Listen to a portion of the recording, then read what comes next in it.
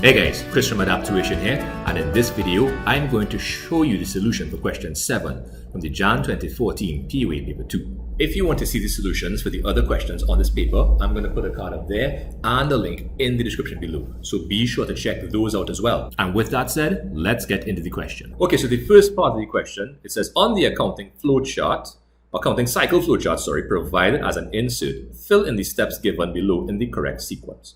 So they've given us these 7 steps of the accounting cycle: extract a trial balance, adjusting and closing entries, source documents, journalize, preparation of financial statements, posted ledgers. And it's 3 marks for putting them in the correct order.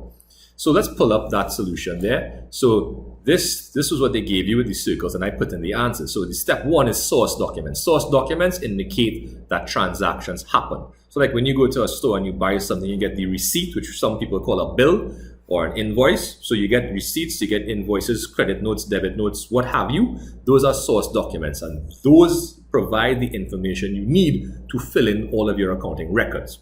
Now, the first place you're going to put them are in your books of original entry or your journals. So step 2 is to journalize. So you have your sales journal, your purchases journal, returns in, returns out, your cash book, and your general journal. From there, you post to your ledgers. Your ledgers are books of accounts. Just like you have books for different subjects in school, or at least I hope you do, there's one ledger, which is a literal book. Well, now, of course, with computers, it'll be a folder on a computer.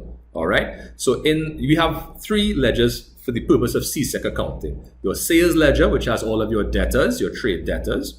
Your creditors ledger, or your purchases ledger, which has all of your creditors, trade creditors, and your general ledger, which has all other T accounts: assets, liabilities, expenses, revenues, and everything else. Now, after you do your double entry, which is what posting to ledgers is, double entry, debits and credits, you then balance off and extract a trial balance. That's step 4. That helps you to double check the accuracy of your double entry to see if there were any errors that you made, and then you can go and fix those errors.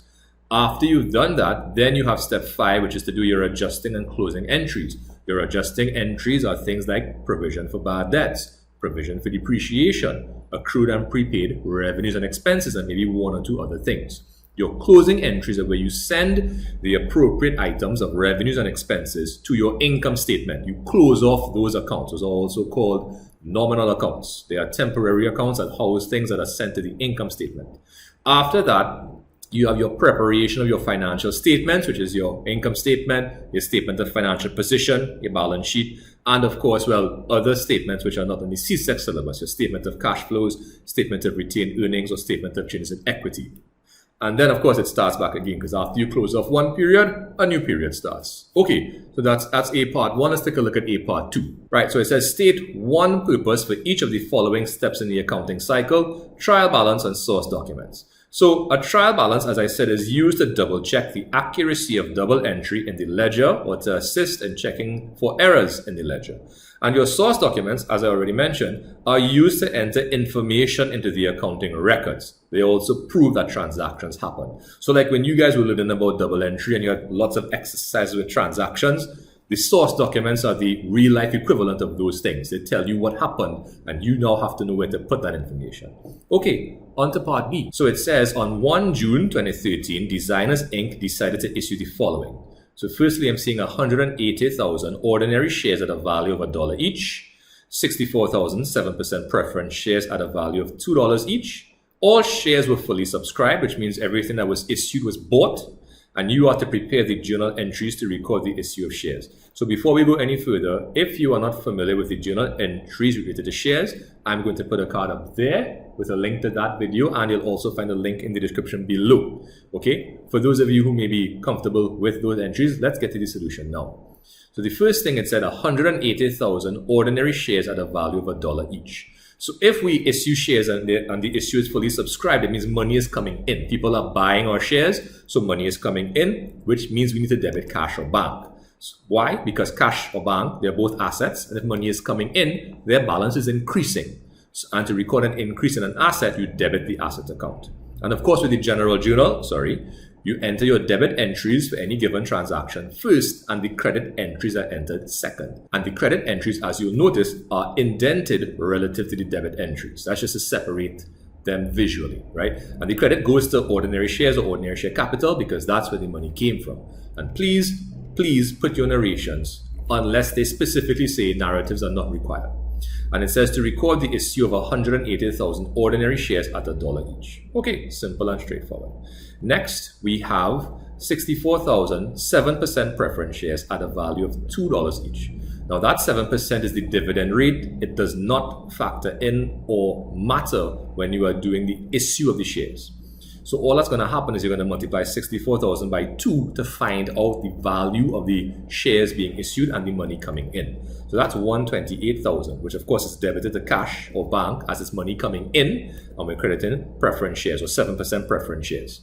And the narration will say to record the issue of 64,000 7% preference shares at $2 each. Simple and straightforward.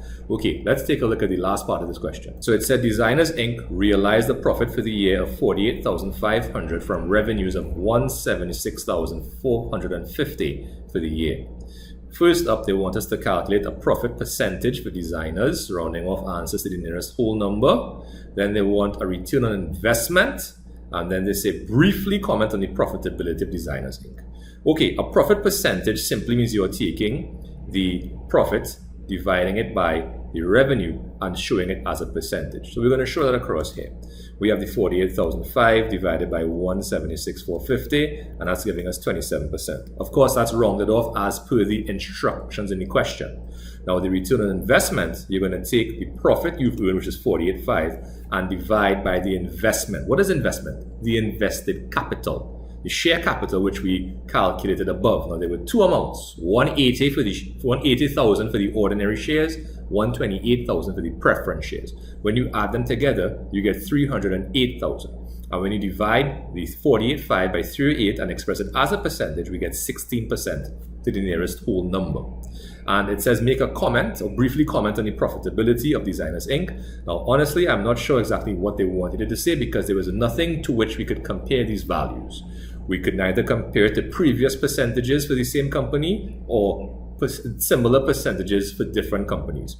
And the value of ratios is in comparison for trends to see if we are getting better, worse, or staying the same. So all I did was I put a very generic and very straightforward, I don't even want to call it an analysis, it's a statement, a comment, right? Designers Inc. keeps approximately 27% of its gross sales revenue as its net profit, which is from here. 27% of the revenue figure is what the profit is. That's left as profit.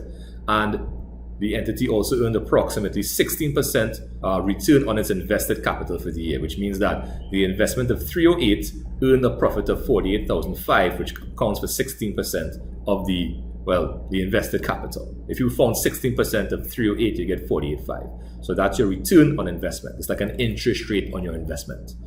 Okay, and that's about it. Okay guys, so there you have it. That's the solution for question 7 from the Jan 2014 POA Paper 2.